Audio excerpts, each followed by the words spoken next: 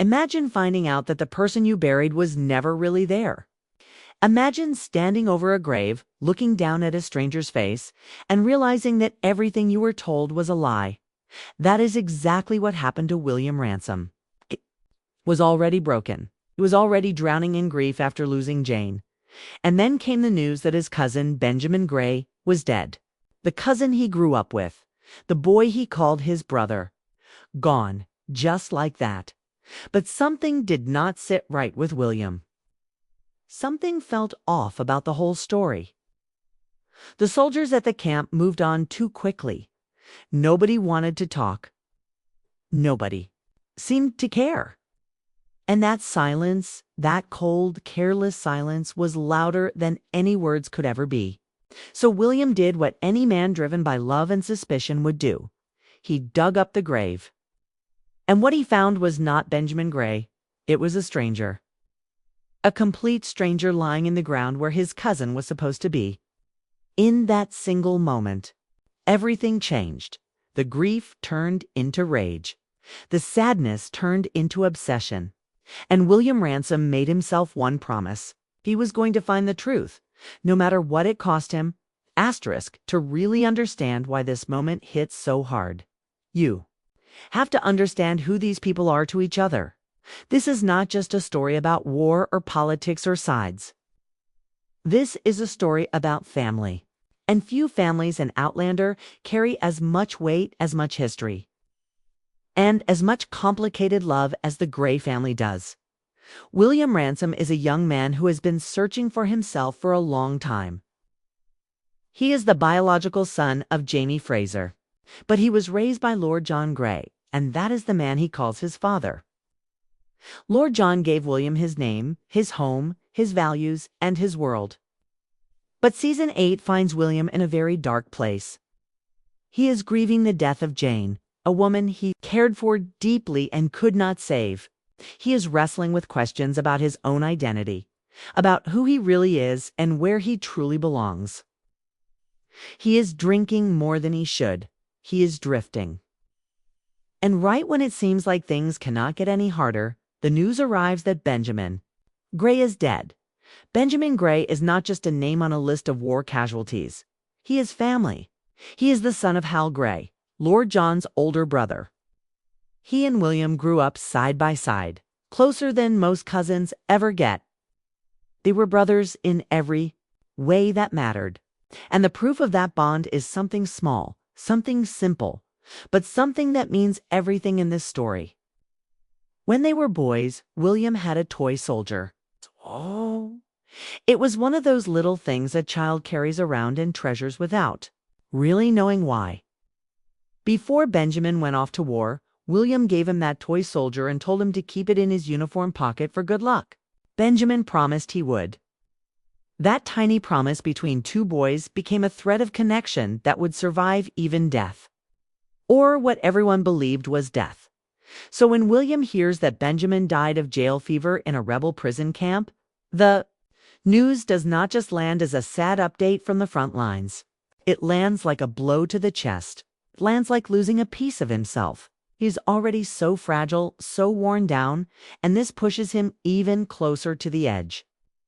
But grief and love are sometimes the very things that sharpen a person's instincts. And William's instincts are telling him something is very wrong. Nobody tells you that grief can turn into a weapon. Most people expect it to make you weak, to keep you in bed, to blur your eyes and slow your thoughts. But for William Ransom, grief did the opposite. It made him sharp, made him dangerous. It made him the kind of man who would walk into a rebel camp, ask questions nobody wanted to answer, and refuse to leave until something made sense. When William arrived at the camp where Benjamin was supposedly held prisoner, the atmosphere was wrong from the very first second. There was no weight in the air, no mourning, no soldiers pausing to remember a man who had recently died among them. Everyone was moving on, heads down, busy with the next task, the next meal, the next order.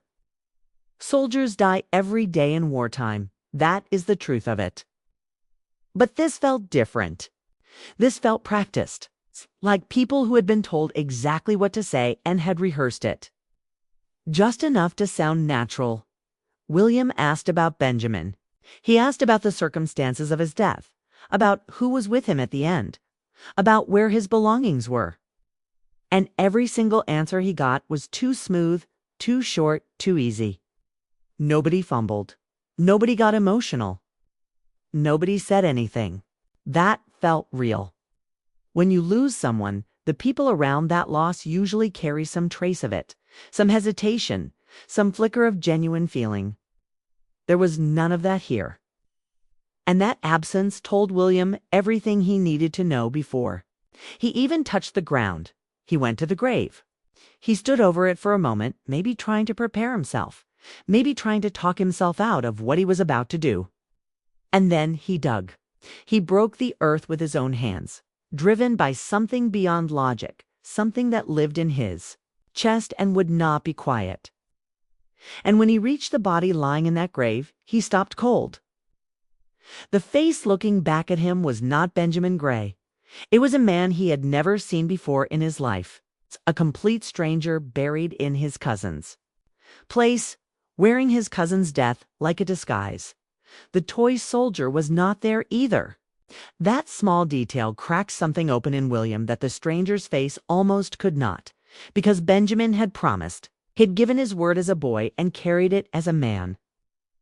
If Benjamin had truly died in that camp, that soldier would have been on his body. It would have been the one thing he held on to.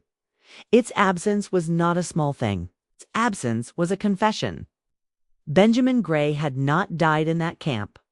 Benjamin Gray had walked out of it, and someone had gone to enormous trouble to make sure the world believed otherwise. This was not a clerical error. This was not a mix-up in paperwork. This was a plan, carefully made, carefully executed by people who had something very serious to hide. Asterisk. There is something uniquely painful about telling the truth to someone you love and watching them choose not to believe you. It is not the same as being called a liar by a stranger. It cuts deeper than that. Because when someone who knows you, someone who raised you, someone who has looked you in the eye your whole life, decides that you are wrong, it does not just sting, it isolates. And that is exactly what William Ransom felt when he brought everything he had found to Lord John Gray. William came to Lord John with real evidence. He came with the image of a stranger's face in Benjamin's grave burned into his memory. Came with the knowledge that the toy soldier was missing, that the soldiers at the camp were too calm, that the answers were too rehearsed, that every single piece of this story had the fingerprints of a cover-up all over it. He laid it all out. He spoke with the kind of urgency that only comes from someone who has seen something with their own eyes and cannot unsee it. He was not guessing. He was not spiraling from grief. He was certain. And Lord John Gray, the man who raised him, the man who gave him his name and his place in the world, looked at all of it and called it a clerical error. He said it calmly, reasonably, with the steady voice of a man who has lived long enough to know that war produces paperwork mistakes and misidentified bodies and confusion at every level. He was not cruel about it. Lord John is never cruel. But that almost made it worse, because his calmness felt like a door being shut in William's face. A polite, well-mannered door, but a door all the same. What Lord John could not see, or perhaps could not allow himself to see, was that his own love for Benjamin was making him blind.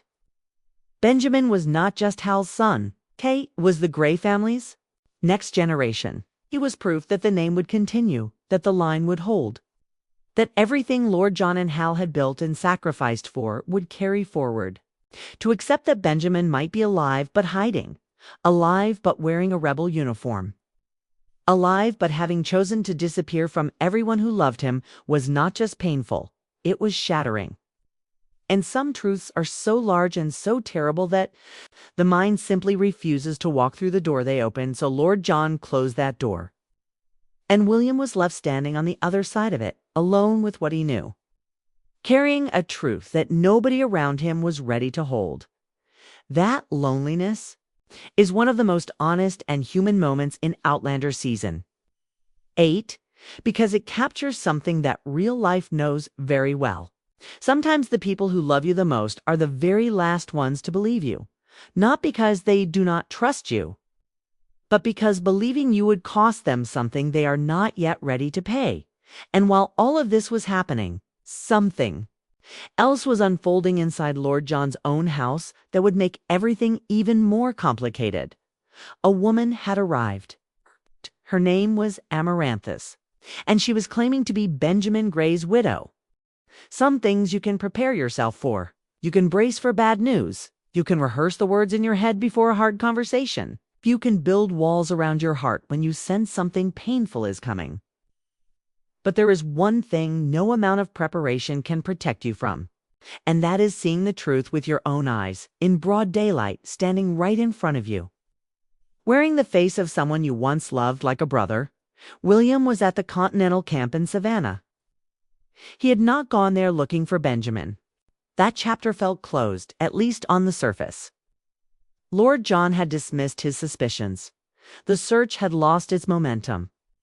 William had thrown himself into other things, other problems, other people. But life has a way of delivering its most devastating revelations, not when you are ready, but when you are completely unprepared for them. And in that camp, surrounded by rebel soldiers and the noise of war, William saw a man he recognized down to the way he carried himself, down to the angle of his shoulders, down to the way he moved through a crowd like someone who had been trained since boyhood to command attention without demanding it. The man was being called General Bleecker. He was dressed in the blue uniform of the Continental Army. He was not hiding in a corner or lurking in the shadows. He was standing in plain sight, operating openly, living an entirely new life under an entirely new name. And he was Benjamin Gray. There was no question, no doubt, no possibility of mistake. This was the cousin William had grieved. This was the boy who had promised to keep a toy soldier in his pocket. This was the man whose grave William had dug up with his own hands, because something in his gut refused to let the lie stand. For one brief, breathless moment, William felt something close to joy, because Benjamin was alive. After everything, after the wrong body in the grave, after the cold soldiers and the rehearsed answers and Lord John's polite dismissal, Benjamin was actually alive and standing in front of him. That feeling lasted only seconds, because then the rest of it landed. Benjamin had not been taken prisoner and secretly rescued. He had not been forced into hiding against his will. He had chosen this. He had faked his own death, walked away from his uniform, walked away from his family name, walked away from Amaranthus and their son Trevor, and crossed over to the other side. He was not a victim of the war. He was a turncoat, a man who had looked at everything he was born into and decided to become someone else entirely. The rage that moved through William in that moment was not simple anger. It was the kind of rage that is built from layers. There was the betrayal of loyalty, because Benjamin had abandoned the crown and everything the Gray family stood for. There was the betrayal of love, because he had left Amaranthus alone with a child and let her believe she was a widow. There was something else too, something William could not fully name yet, but could feel burning underneath everything else. Because William had been spending time with Amaranthus. He'd watched her care for Trevor. He'd seen her grief, which turned out to be real, even if its cause was a lie. He had felt something growing between them, quiet and unexpected and complicated. And now he was standing in front of the man she had married. It's the man who had thrown all of that away without a second glance. William went back to Lord John, but this time he did not come with suspicions or instincts or missing toy soldiers. He came with the truth in his hands, solid and undeniable. He told Lord John everything. He described the camp. He described the blue uniform. He described the name General Bleecker and the face underneath it that belonged to Benjamin Gray. And this time Lord John could not reach for the comfort of clerical errors or wartime confusion. This time there was nowhere to hide from what William was telling him. Watching Lord John absorb that truth is one of the most quietly devastating things. Outlander Season 8 delivers. Because Lord John Grey is not a man who falls apart in public. He is a man of composure, of discipline, of deep and carefully managed feeling. But composure is not the same as being unaffected. And what William placed in front of him that day was not just news about a nephew. It was a question about everything Lord John believed in, about honor, about the Grey name, about whether the people you love are ever truly who you think they are. Benjamin had not just changed sides in a war. He had looked at his entire family and decided they were not worth staying for. The conversation between William and Lord John in that moment carries the full weight of everything these two men are to each other. William is not just delivering information. He is also, in his own way, asking Lord John to finally see what he had been trying to show him all along. And Lord John, to his credit, does not retreat this time. He listens. He sits with the weight of it. He lets it change him. Because that is what truth does when you finally stop running from it. It does not destroy you, just makes you see everything differently than you did before. And that is where William Ransom stands at the end of all of this. He found the truth. He carried it alone when nobody believed him. He confirmed it with his own eyes. He delivered it to the man who mattered most. And now, with Benjamin Grey exposed as a turncoat and Amaranthus left holding the pieces of a life built on a man's deception, William has to decide what comes next. Does he protect Amaranthus and Trevor from the full damage of this revelation? Does he pursue Benjamin and demand answers? Does he finally allow himself to feel what he has been pushing down every time Amaranthus looks at him? The war is still raging outside. But inside Lord John's house, a completely different kind of battle has just begun. And this one has no uniforms, no clear sides, and no easy victory for anyone involved.